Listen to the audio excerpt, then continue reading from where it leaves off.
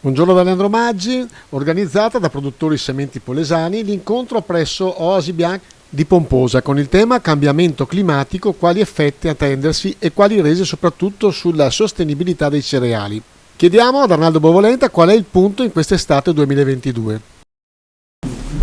Stiamo affrontando un periodo di crisi molto problematico. Questa siccità sta realmente mettendo in ginocchio le nostre aziende agricole, e però di buono c'è che in questi ultimi giorni, soprattutto in provincia di Rovigo e non solo, abbiamo un via vai di rappresentanti istituzionali molto importanti, consiglieri regionali, consiglieri provinciali, ma prefetti che vengono, che vanno e vengono, e quindi sono venuti soprattutto per fare che cosa? Per capire effettivamente cosa sta avvenendo sui nostri territori.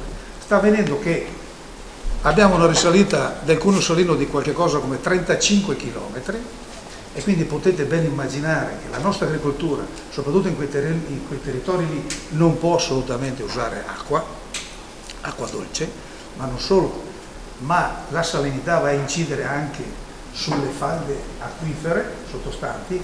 Tutto questo vai e vieni di rappresentanti istituzionali, secondo me è un aspetto molto importante e positivo per i nostri territori, perché effettivamente vengono a capire qual è il reale problema, la reale problematica. La reale problematica è che il mais noi lo perdiamo al 50%, la soia non so a che punto siamo, chi non ha acqua, riso lo può abbandonare. La provincia di Rovigo rappresenta l'85% del prodotto di aglio di tutto il Veneto.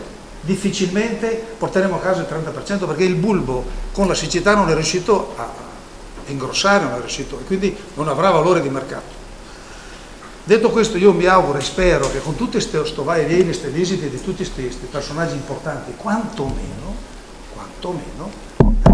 portino avanti progetti importanti, progetti per risolvere queste problematiche. A Guidi Claudia, presidente Giovani Agricoltori di Ferrara Confagricoltura e vicepresidente ANGA Regione Emilia-Romagna, visto che i modelli matematici ci dicono che dovremo convivere nei prossimi anni con questi cambiamenti, come possiamo comportarci? Diciamo che lo spauracchio del cambiamento climatico ci accompagna da tanto.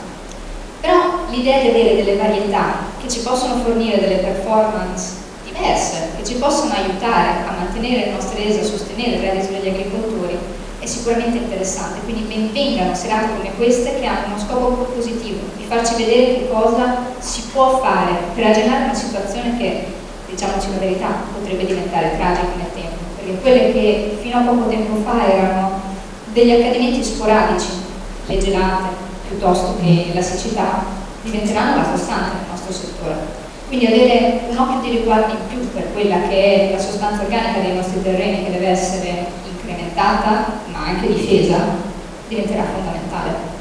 Io ho visto, lavorando anche con il consorzio di bonifica Pianura di Ferrara, quanto la pianura e l'acqua stia influendo sul nostro modello economico, perché dover arrivare a pensare alla turnazione dell'acqua o di dover fare una scelta, quindi scegliere quale campo irrigare e quale no, quale produzione perdere e quale no, addirittura dover lasciare andare i secondi raccolti, non è facile, e per noi cambiare mentalità è pressoché impossibile. Però ci sono delle misure che possono essere messe in atto. La creazione di degli invasi, perché quando l'acqua c'è dobbiamo essere in grado di trattenerla per poi usarla al bisogno. La creazione di delle barriere antisale per contrastare le risalite del cuneo salino, che è quello che si va a mangiare la fertilità dei nostri terreni. Qui è arrivato oltre 30 km all'interno. Abbiamo anche la sfortuna che i nostri sono terreni molto sabbiosi per buona parte, e quindi l'acqua di mare si infiltra facilmente. Queste sono tutte le sfide che dobbiamo affrontare in campo, senza contare che l'Europa sembra aver deciso qual è la direzione che devono prendere le imprese agricole italiane, senza avere ben chiaro qual è la realtà vera delle nostre aziende. Ad Arnaldo Bovolenta chiediamo inoltre l'importanza delle filiere in questo momento, visto che lei è uno dei sostenitori, in particolare della filiera del mulino Barilla. Oggi l'agricoltura ha assolutamente bisogno di filiere. Io sono un esempio della Barilla, Carfata Molino, e secondo me dà un grosso aiuto alle aziende agricole, innanzitutto dal punto di vista della sicurezza, che che non è poco con i tempi che corrono, sia ben chiaro. E sicurezza anche economico-finanziaria. Cioè, andremo verso anche un momento di instabilità, secondo me, per quanto concerne il nostro mercato.